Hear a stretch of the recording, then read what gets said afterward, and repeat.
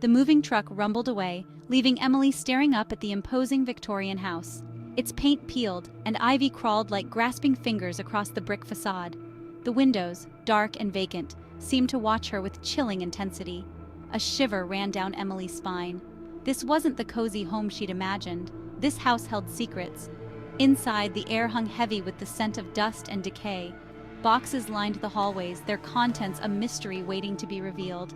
Emily's parents, exhausted from the move, barely noticed her unease. They saw potential in the old house, a chance for a fresh start. Emily just felt a growing sense of dread. Her room, tucked under the eaves on the top floor, offered little comfort. The wallpaper, faded and torn, depicted a whimsical garden scene, now unsettling in its decay. A single window, cobwebbed and grimy, looked out onto the overgrown backyard. Emily sighed, a sense of loneliness washing over her. This house was already closing in, suffocating her. Unpacking felt like an archaeological dig. Each box held remnants of a life left behind. Emily sifted through dusty books, forgotten toys, and clothes that held the faint scent of mothballs.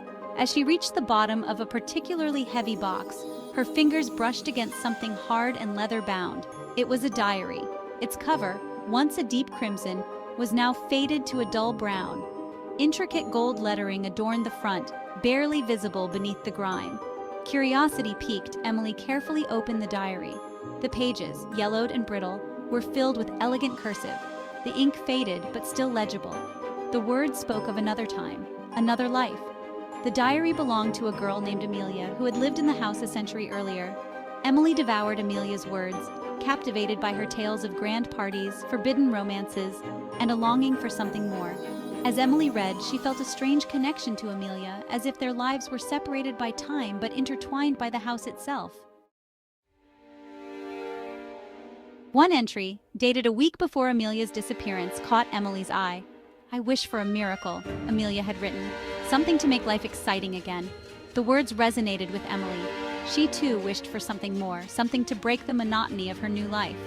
On a whim, Emily took a pen and wrote in the diary beneath Amelia's last entry. "I wish I didn't have to take that history quiz tomorrow," she wrote, her handwriting a stark contrast to Amelia's elegant script. She closed the diary, a strange tingling sensation in her fingertips. The next morning, Emily awoke to the news that the history teacher was out sick. The quiz was postponed. A thrill shot through her. Could it be? Had the diary really granted her wish? Days later, Emily found herself wishing for her crush, Jason, to notice her. She confided her wish to the diary, her heart pounding. In the school cafeteria the following day, Jason walked right up to her. He complimented her shirt, his eyes meeting hers with newfound interest. Emily couldn't believe it. The diary was working, but a flicker of unease remained. The ease with which her wishes were granted felt unnatural, almost dangerous. The diary's power became intoxicating. Emily wished for good grades, for popularity, for a new dress, and each time her wish was granted with unsettling precision. But the consequences, she soon realized, were far more profound than she could have imagined. An argument with her parents, fueled by teenage angst, led to Emily wishing for space. She craved freedom, independence from their constant nagging.